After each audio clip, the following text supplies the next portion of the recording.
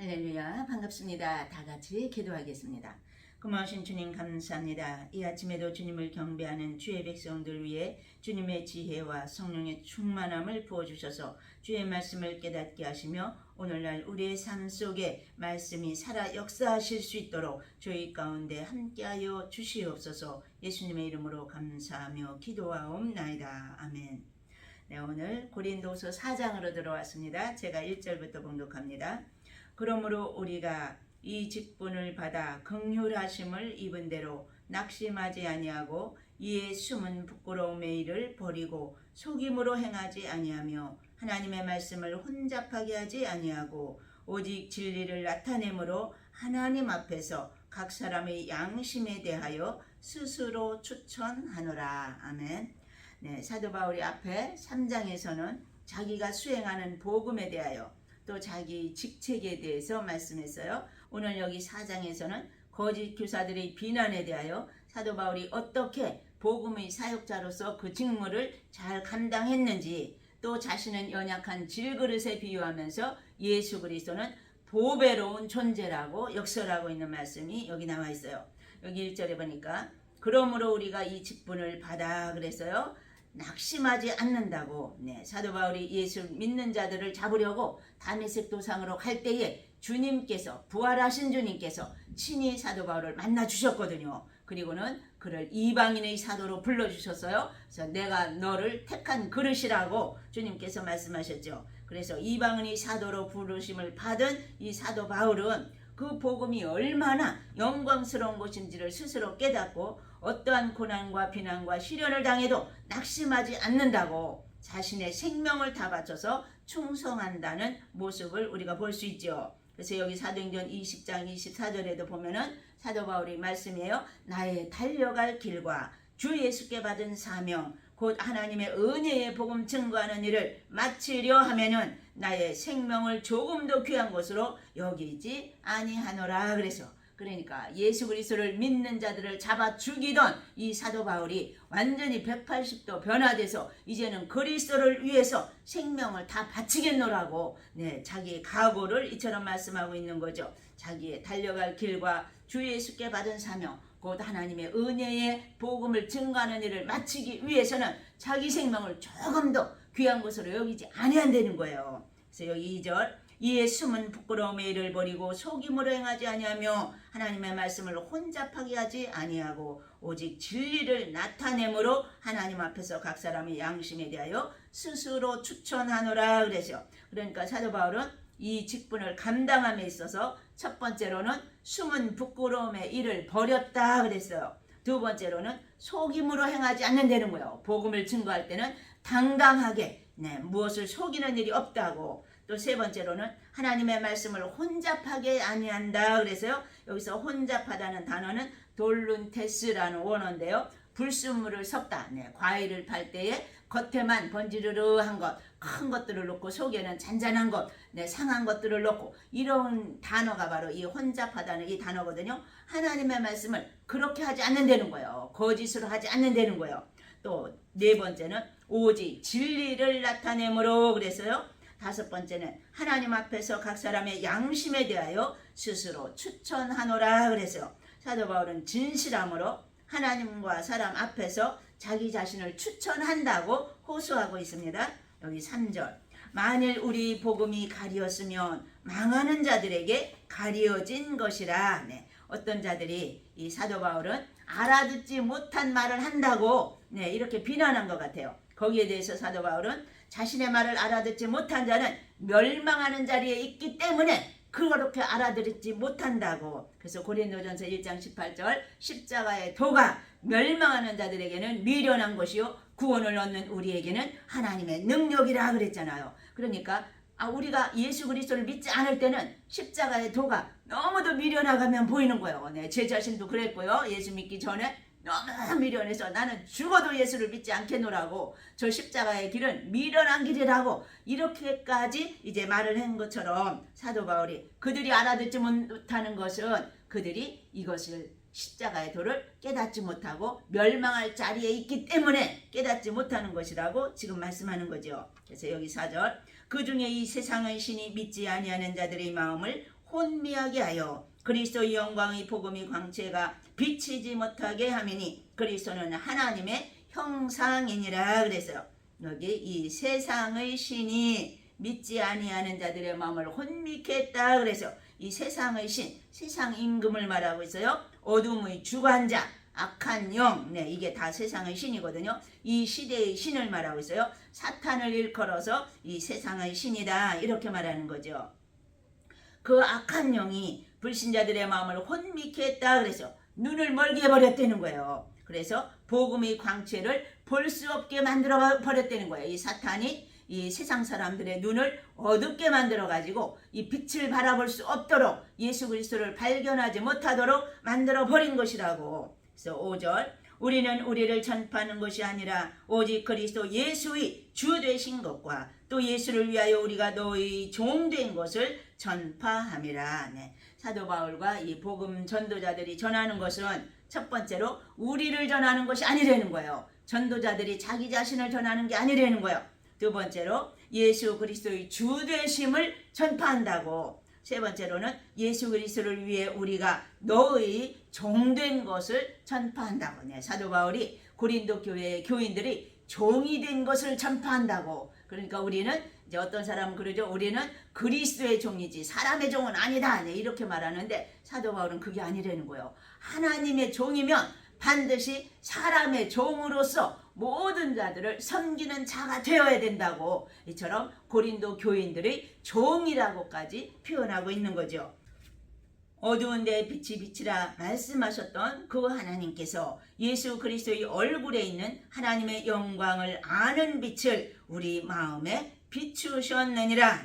창조의 빛이 어둠을 몰아내고 세상을 볼 수 있게 해줬다면 바울의 영혼에 비친 구원에 비친 영적인 무지를 벗어내고 그리스도의 얼굴에 나타난 하나님의 영광을 아는 지식을 갖게 했다는 거예요. 이런 자는 그리스도가 하나님이시라는 것을 아는 자라고 말씀하시는 거죠. 7절 우리가 이 보배를 질그릇에 가졌으니 이는 심히 큰 능력은 하나님께 있고 우리에게 있지 아니함을 알게 하려 함이라.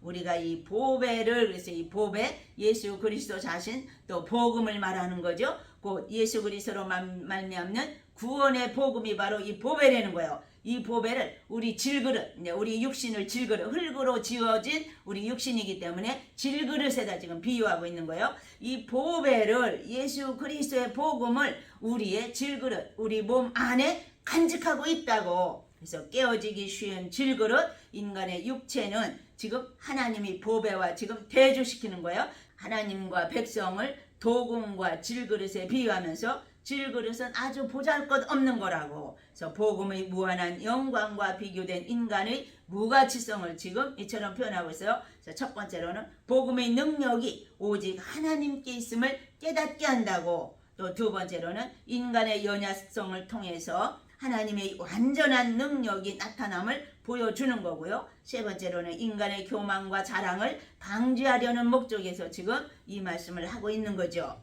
8절입니다. 우리가 사방으로 우겨쌈을 당하여도 쌓이지 아니하며 답답한 일을 당하여도 낙심하지 아니하며 박해를 받아도 버림받지 아니하며 거꾸로뜨림을 당하여도 망하지 아니하고 우리가 항상 예수의 죽음을 몸에 짊어짐은 예수의 생명이 또한 우리 몸에 나타나게 하려 함이라. 우리가 사방으로 우겨쌈을 당한다 그래서요. 그래도 쌓이지 않는데요. 여기서 우겨쌈을 당한다는 것은 포도즙을 짤 때에 포도주 틀에서 포도를 잔뜩 넣고 막 밟아가지고 이것을 이제 이겨야 포도즙이 나오잖아요. 그 표현이에요. 지금 그 단어예요. 들리보메노이라는 단어. 포도즙을 짜기 위해 막 짓누르는 것. 이처럼 우겨쌈을 당하여도 쌓이지 않는데요. 우리 성도들은. 그리고 그처럼 사도 바울이 고난이 심했던 것을 이처럼 표현하는 거죠.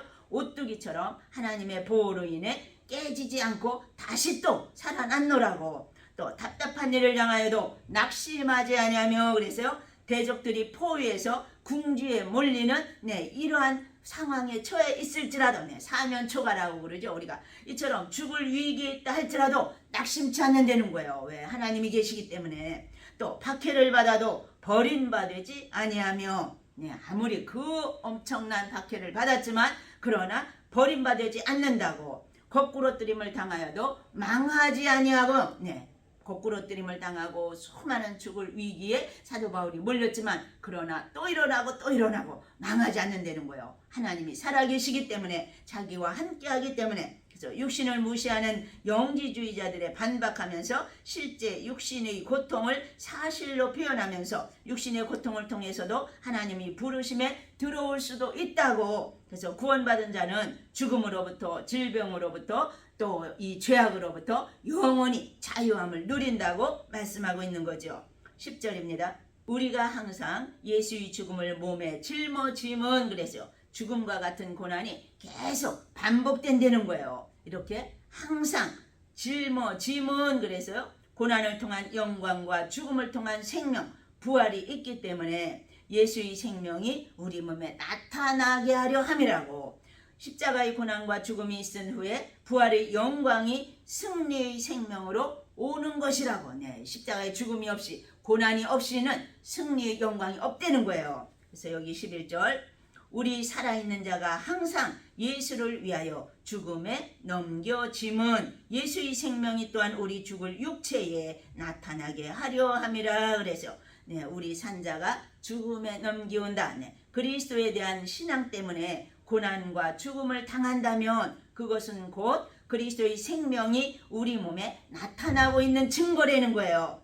또 주를 위해 죽는다 해도 그것은 주님 재림 때에 참여하는 확실한 길이라고 말씀하고 계십니다. 12절, 그런즉 사망은 우리 안에서 역사하고 생명은 너희 안에서 역사하느니라. 네, 사망은 우리 안에서 역사한다. 네, 사도 바울이 당하는 죽음 같은 고난이 심하면 심할수록 이 고린도 교인들에게는 더 좋은 영적인 생명이 탄생하고 나타난다는 거예요. 그래서 그것이 유익하다는 거죠. 성도들에게는 해산의 고통이 있어야 새로운 생명이 탄생하는 것처럼 사도 바울이 고난을 당하면 당할수록 고린도 교인들에게는 유익함이 온다는 거예요. 그래서 13절, 기록된 바 내가 믿었으므로 말하였다 한 것 같이 우리가 같은 믿음의 마음을 가졌으니 우리도 믿었으므로 또한 말하노라. 네, 여기 기록된 바, 네, 이거 인용하는 거예요. 시편 116편 10절을 인용해서 거기 있는 그대로 나는 믿는 거로 말하였다. 이제 이처럼 말할 수 있는데요. 사도 바울은 절망적 상황에서도 복음을 굳게 믿었고 복음을 전하지 아니하면 화가 있을 것이라고 생각하면서 어떤 고난 속에서도 믿음으로 절망하지 않았노라고 말씀하십니다. 14절, 주 예수를 다시 살리시니가 예수와 함께 우리도 다시 살리사 너희와 함께 그 앞에 서게 하실 줄을 아노라. 네, 하나님께서 예수 그리스도를 부활시키신 것처럼 우리도 부활할 것을 굳게 믿고 구원의 승리를 확신하는 말씀이죠. 그래서 현재의 고난은 장차 우리에게 나타날 영광과 좋게 비교할 수 없도다 그랬죠. 15절, 이는 모든 것이 너희를 위함이니 많은 사람의 감사로 말미암아 은혜가 더하여 넘쳐서 하나님께 영광을 돌리게 하려 함이라. 네, 사도 바울의 모든 고난은 고린도 교인들을 위한 것이면서 이 궁극적으로는 하나님의 영광을 위한 것이라고 말씀하는 거죠. 16절, 그러므로 우리가 낙심하지 아니하노니 우리의 겉사람은 낡아지나 우리의 속사람은 날로 새로워지도다. 네, 이 사도 바울이 낙심하지 않는 이유가 있다는 거예요. 여기 그러므로 그랬어요. 낙심하지 않는 이유는 첫 번째로 새 언약을 전하는 귀한 직분을 받았기 때문이라고, 두 번째로는 부활하신 그리스도의 승리에 동참하리라는 소망이 있기 때문이라고, 네, 앞에 14절에서 말한 것처럼, 또 세 번째로는 고린도 교인들 영혼을 위하고 하나님께 영광을 돌리기 위함이라고. 그래서 낙심하지 않는다는 거예요. 여기 겉사람, 네, 썩어질 육체를 말하고 있어요. 육체는 낡아지고 썩어지지만 속사람, 네, 우리의 영혼은 날로 새로워진다고. 믿음으로 구원받는 우리 영혼은 날로 새로워진다고 하시는 말씀이죠. 17절, 우리가 잠시 받는 환난의 경한 것이 지극히 크고 영원한 영광의 중한 것을 우리에게 이루게 함이니, 우리가 주목하는 것은 보이는 것이 아니요 보이지 않는 것이니 보이는 것은 잠깐이요 보이지 않는 것은 영원함이라. 그래서 네, 이 이 세상 사람들, 이 세상에 사는 거는 잠깐, 뜬 세상, 이 구름과 같은 세상이라고 그러죠. 안개와 같은 세상. 이거는 잠시 잠깐이라는 거예요. 우리의 영원한 세계에 비교하면. 그래서 잠시 받는 환란의 경한 것, 경은 가벼울 경자거든요. 이 세상의 환란은 가벼운 것이라고 한다면 영원한 것은 중한 것이라는 거예요. 무겁고 귀중한 것이라는 말씀이죠. 그래서 잠시 받는 환란의 경한 것이 세상의 이 환란은 잠시 잠깐이지만 영원한 영광의 중한 것, 귀한 것, 이것을 우리에게 이루게 하기 위해서 참된 소망이죠. 영원한 이 소망을 이루기 위해서 이 세상 것은 잠시 받는 환란이라는 거예요.